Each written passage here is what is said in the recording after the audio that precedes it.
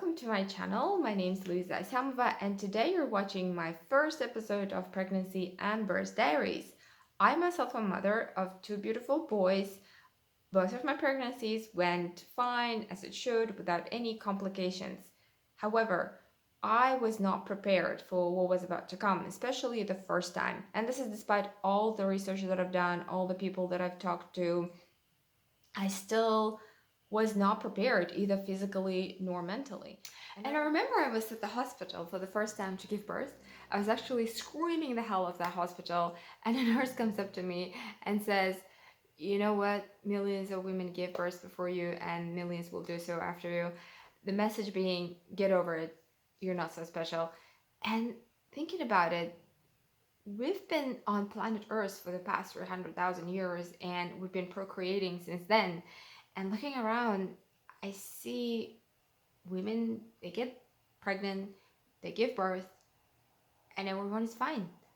It seems like not a big deal. I think this is how it works. I think it's a big deal, and I think a lot of us suffer psychological trauma associated with birth, especially birth with complications, and I think we should be talking about it openly. So to cut it short, my first guest is Saida Ernazarova. She's from Tashkent, Uzbekistan. That's where I'm from, and she's going to share her pregnancy and birth story with us today.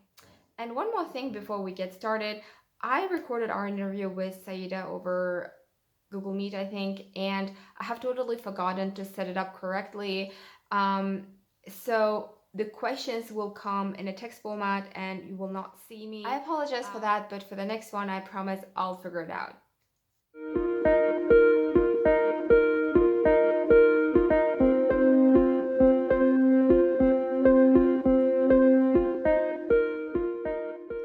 I would say before I got pregnant, actually, I thought that it should all be like scheduled, planned, all the analysis, all the like trackings, medical checkups, but it was totally another way. Before the marriage, me and my husband, we agreed that we will have the first year just for ourselves, and we'll keep it slow with getting pregnant. But in reality, right after the wedding, like the next day, he said, like, "No, let's do it like now." Yeah, and I said, "But I'm not prepared. I didn't think that we will have to do this so quick." But he said, "No, like I want to have a family. I want to have a baby." After we got married, I realized how much I want to have this family. Um, so we like, I didn't think of going through all this medical checkups and planning. It just happened. And so it was absolutely not as I planned it to be.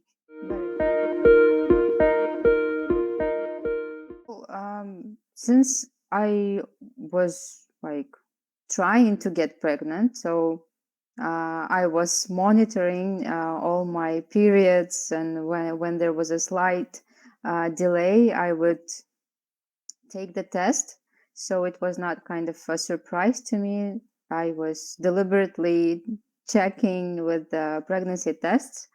So I learned it that way when it showed the two stripes.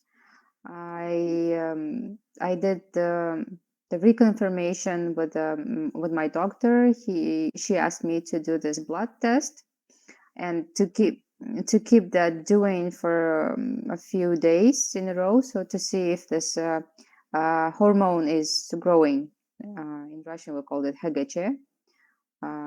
I don't remember how is it in English. Yeah, so it's kind of basically the hormone that shows that you're pregnant and that there's a baby inside of you growing, and if the pregnancy is developing as it should.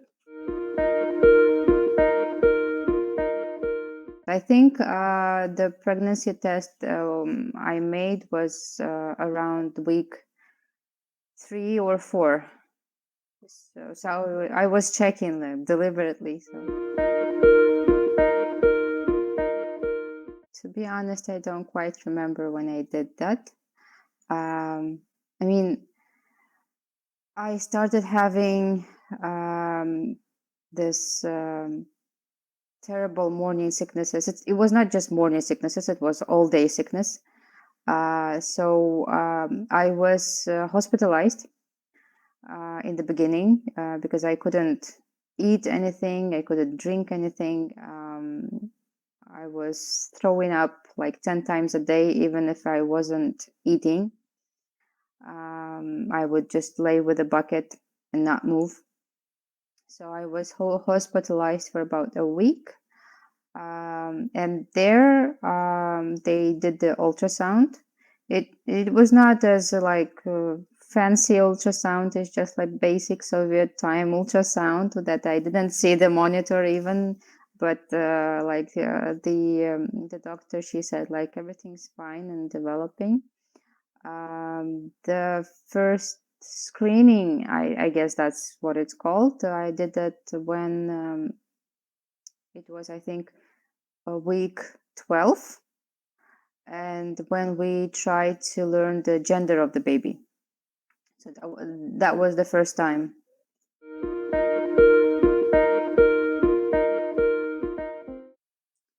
Week 5. Yeah, starting from week 5. It was just starting from the beginning. I used to have like morning sickness. Then during the day, I was feeling nauseous. And by the end of the day, and that happened every day, by the end of the day, I couldn't move. I was just laying with the bucket, and yeah, that was my daily routine.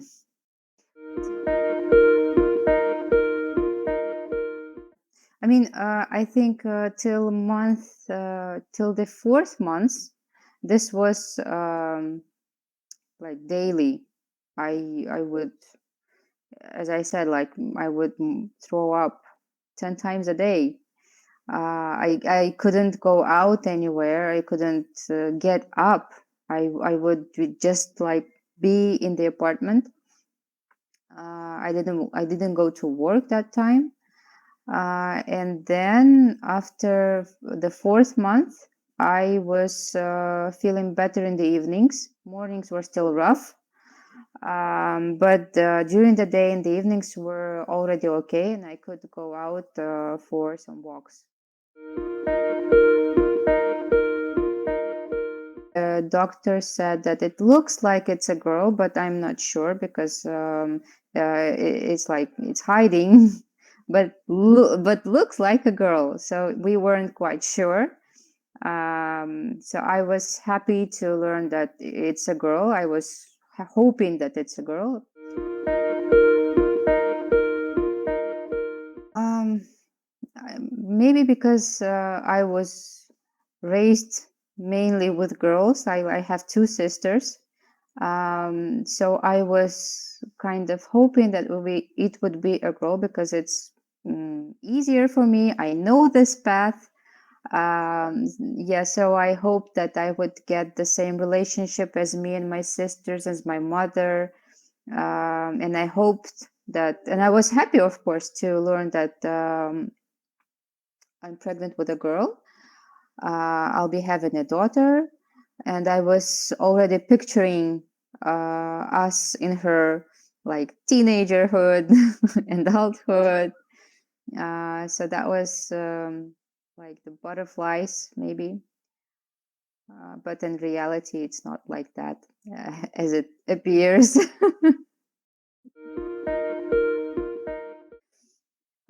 Because it's not about the gender, I would say. In reality you don't care much if it's a girl or a boy. You have this huge feeling for your child. You just don't care if it's a girl or a boy. You just worry if it's a girl. You just worry about some female stuff, maybe, right? If it's a boy, well, I don't have a boy, and but I'm sure I would feel the same way as I feel towards my daughter.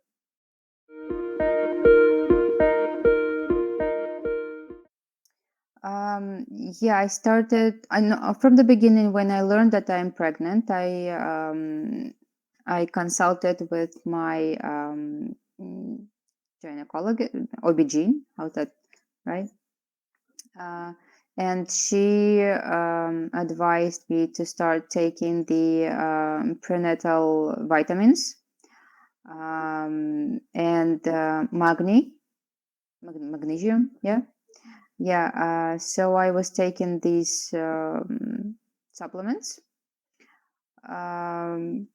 Then also, when I came back from the hospital and started to go to work, I had this kind of blood coming out a little bit. I was advised to take rest, I mean, not to move, just to lay down. So that also lasted for a week. And during that time, I was advised to apply another hormone, ultragestan, that would help the endometrius to keep the placenta spot, the baby spot. I had this treatment for a week after. Well, yeah, after the hospital. Yeah, it stopped.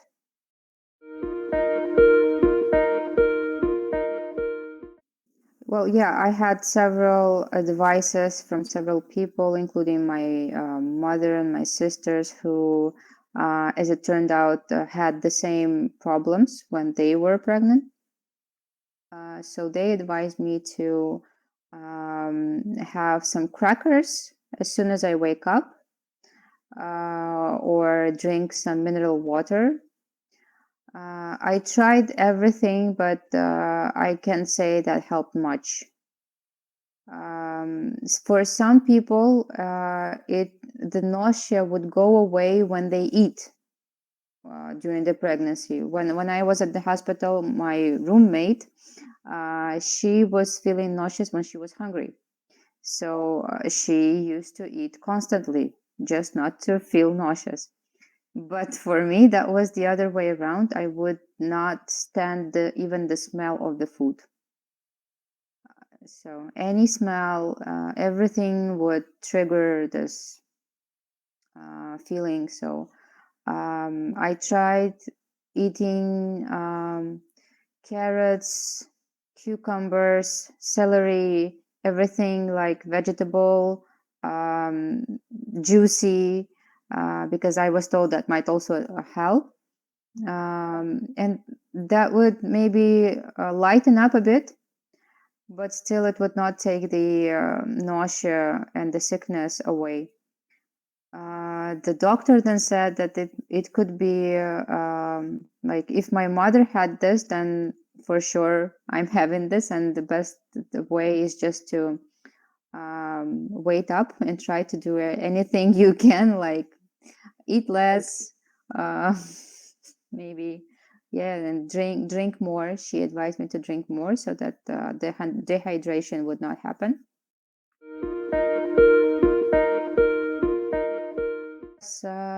I was 45 kilos before I got pregnant. During this first month, I lost about 3 kilos. But then I gained them, well, very easily. Through I gained almost 20 kilograms during the whole pregnancy.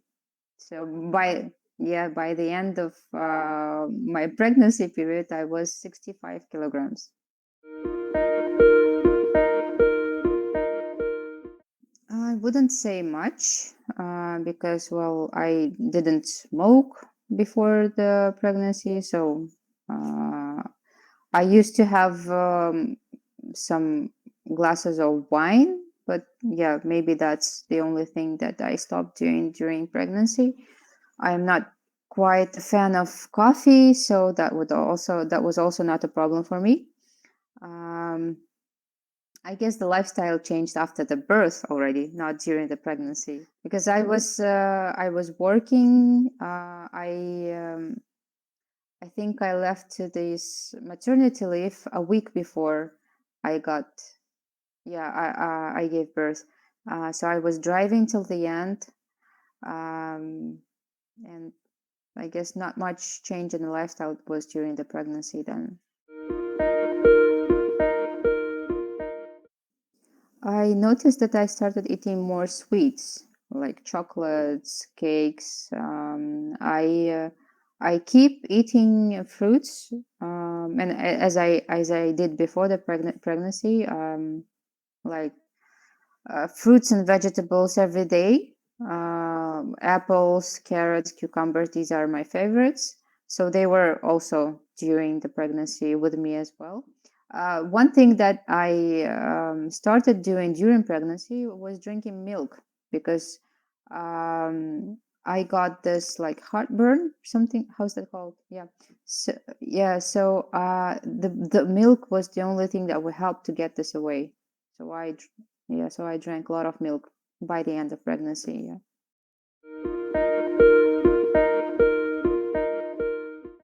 Yeah, I did. Yeah, I did. I actually had this funny case when I was home alone. My husband was at work, and I was watching this. I don't remember the exact name of the video, but it was like a birthing documentary or something. So it was like a front view video. And I was shocked. Of course, I was shocked um, and at some point, I just closed my laptop and thought to myself that I don't want to watch this right now. I'm I'm too scared, excited, so I just closed that and went to do some houseworks and then went to sleep. And then my husband came back from work and he opened my laptop. I mean, we were sharing one laptop then. And he opened this laptop, and the first thing he saw was that front view video, like with this stop shot of this like action. Of course, he closed that as well, but I think he's still shocked by that view. But yeah, for the information about birth, I was mainly reading in the internet, surfing the internet, watching videos. I was asking my sisters, my mother, my friends who gave birth, and the information wasn't quite, I would say, open um, and to the truth, to the core. Because yes, the main information that I got is that yes, it's hell of a pain. It's painful, and that everything might happen during the process of giving birth. But the main thing is that I should be keeping my mind clean and that I'm helping the child. The basic info was that I have to focus not on the pain that I'm feeling, but on the process that I can help to get the child out.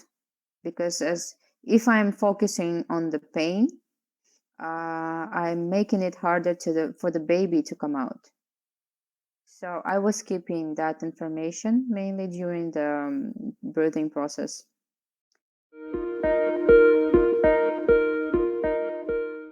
I came home from a walk with my friend. I was watching a movie, and then I felt like a bit of fluid came out. Like I was feeling like I didn't pee, but looks like I peed. I did. I went to the bathroom to check, but there was a bit wet, but nothing more. But then it went a bit more, so I understood that probably my water broke. I called my doctor, and she said that the birth will process will not probably start till the morning. It was 11 p.m. in the evening, so yeah. So she said like you can take some rest if you want. You can come to the hospital, and we'll check you. Um, so I called my sister because that was the arrangement we agreed on, that I would not tell my mother I will tell my sister, and she will come and be with me. I didn't want to have my husband near me when I was giving birth. So I called my sister and told her that seems that my water broke. During this time, my husband came in and he heard me saying that. So he started panicking. He called his mom, he called his dad, he started rushing everything. He said, like, we should go to the hospital. I was the calmest one. I was like, well, chill, dude. It's not like in the movies. I'm not gonna give birth right now. Um, but well, he already started the panic. My mother-in-law, she came, and she took me and him. We were all together in one car. We went to the hospital. They checked me. They said yes, that this is the water breaking, and that I have to stay, and they will be checking up on me. But yeah, we'll see. So I was left at the hospital. Everyone else left. Um, it was, I guess, around 4 a.m. when I started to feel some cramps, because before that it didn't hurt at all. They were totally like period coming. So I was like thinking, oh well, this is not bad. I can handle this. I was trying to get some sleep as I was advised, because I was told that it's not going to happen quite soon. Well, I couldn't sleep much as well, but these contractions, they would feel stronger by the morning already. Then visitors could come in already, and my husband came and he did this back massage, which helped to get more, like, less painful. But during the contractions, as I was said, I wasn't much dilated. They did this oxytocin. Yeah, because it was already like um, more than 6 hours since my water started breaking, and they were afraid that there might not be enough water inside. So they wanted to have this process quicker, and they did this oxytocin. I might be wrong, maybe not 6 hours, but after 6 hours since my water broke, I started feeling more contractions, but I wasn't much dilated. I had this oxytocin around 11 a.m. So it kind of 24 hours. Yeah, 12 hours. So after that, I got this spinal anesthesia. After that, I was feeling my belly. Uh, well, when I was feeling that I am in a terrible pain, and since I didn't get much to sleep, I was already exhausted. I was advised, and I agreed that I want to have this epidural anesthesia. After that, they checked if I don't feel anything down, so I couldn't lift my legs, but I was feeling the movements of the baby. Yeah, so when the bowel, or like what, when the baby was going out, I was feeling it in the belly when it was going out. So during this time, I tried to push. So in Russian, it's called patugi.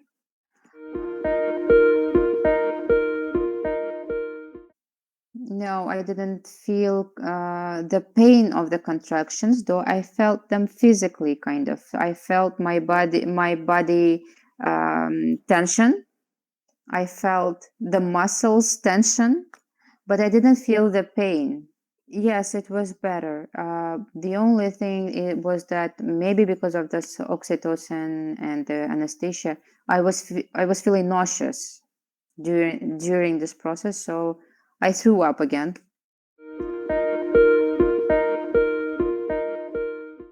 Um, I was told when to push, but I didn't know. But I kind of figured it out that this push command came when I was feeling this movements, when the tension. I felt that, and I was already starting preparing myself to push when I was starting feeling this tension, and the doctor would say like push.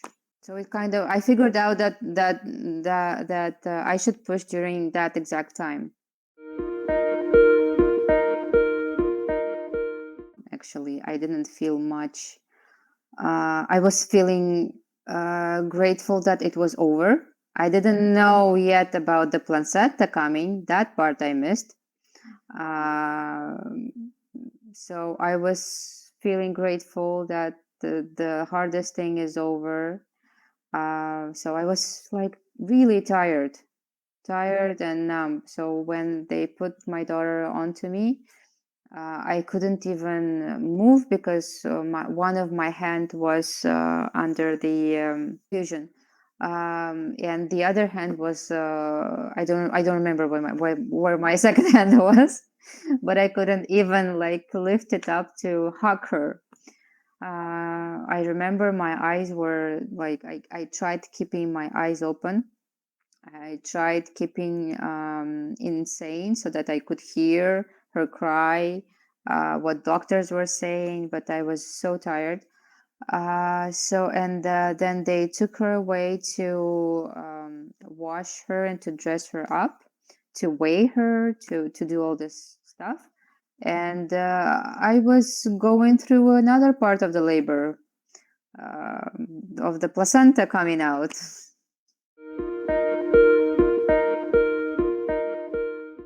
I'm not sure how it is supposed to be actually, uh, because I have not been aware of that part of the labor at all. I was focusing on the baby part, and I totally missed on the placenta part. I thought it comes out together with the baby, but apparently not. So they helped with that. They were pushing me from the top. Yeah, pressing my belly. And well, actually, during the baby going out process, they were also pressing my belly, and they actually kind of pressed quite hard on my ribs. So I had, yeah, so I had a huge pain after that because of the rib. I thought it got broken because I couldn't move. It was really difficult for me to breathe. I was afraid that it got broken, but then I did the X-ray, and it was okay. It was just maybe a bruise or something, but I couldn't literally get up from the bed to feed the baby because it was hurting so bad. Yeah, I think it's because I didn't push maybe properly in the beginning. And so they kind of wanted to have this process started. There were quite a lot of people in that room. I think one of the nurses, before I figured that I have to push right at that moment, I think she was helping me maybe.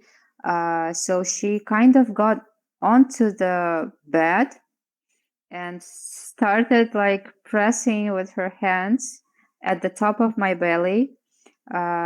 So I guess she just pressed too hard. It's just I was thankful that she didn't harm my baby, but because I was afraid that she might, so I was kind of yelling like, "Get off me! It's hurting!" And they thought that I'm hurting inside, but I was hurting here on my ribs.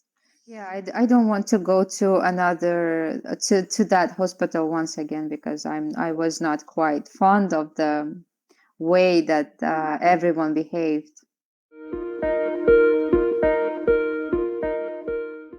I think at this point it really worth to say that a future mother has to really thoroughly and carefully choose the doctor that will be delivering your baby, and the people that will be accompanying him or her.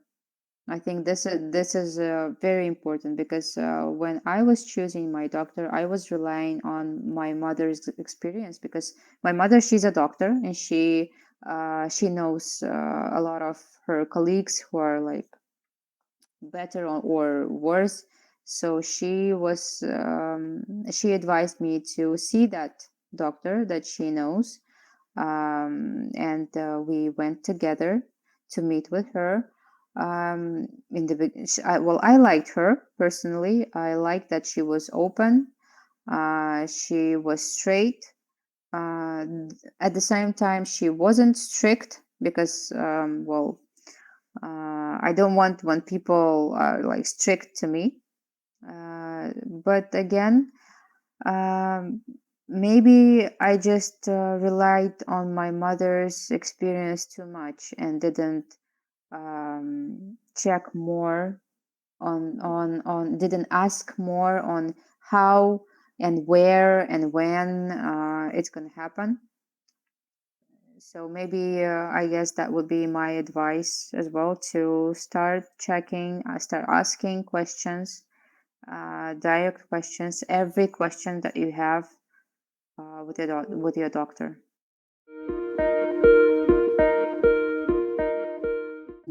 After I gave birth, it was maybe less than 2 hours, even, I think. They brought the baby in, and they asked, and they left it to me. Like I mean, the nurse, she went away. She didn't tell me anything. She didn't show me anything. So it was like me and my baby, um, the real life. So, but thankfully, my sister was there, and she explained how the latching should be, so that the baby should open, how the baby should open her mouth, and how I should put in the nipple. Yeah, well, to say that it hurt is to say nothing. When the baby is feeding from you, right? After the birthing process, it still like kind of keeps contracting. I was surprised to figure out that I'm still having contractions. That was like torture to me, and I thought like giving birth is much easier than breastfeeding, because well, you give birth once and it ends, but you have to breastfeed like every 2 or 3 hours. The contractions, I think they stopped maybe 2 weeks or 1 month. I don't quite remember that one. um, yeah, maybe even like 2 weeks, 3 weeks. But the cracks, they wouldn't heal much. I applied this Pipanten, that the cream. Um, it was helping, but again, when I was breastfeeding, it would again start. So it's not just like you apply that and it's like all healed. So I think that stopped also around maybe 1 or 2 months.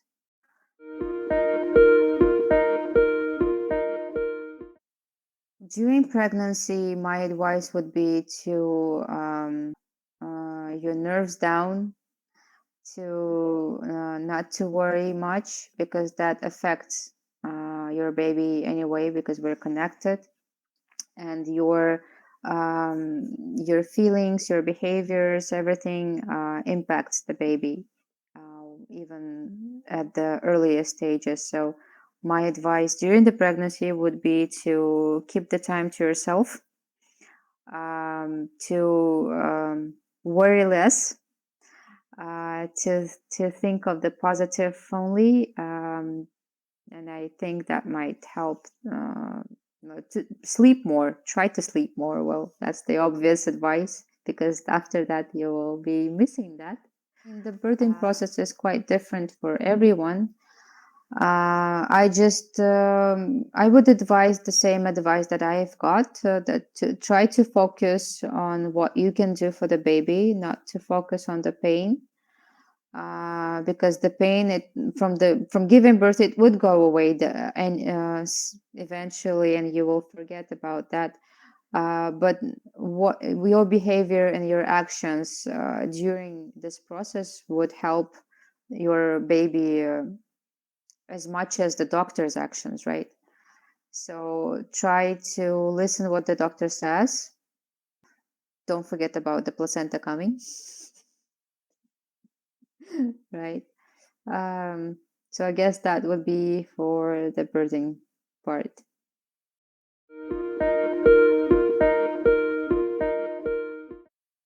Well, thank you. I was going through my first pregnancy and birthing like I'm feeling it right now. Although I'm hoping to plan for the second baby, so this time I will do all the medical checkups, all the preparations prior to the pregnancy itself. And I hope that my experience, my own experience, will help me, my future me, to relieve this period once again, but already with the new knowledge, and much easier than the first time.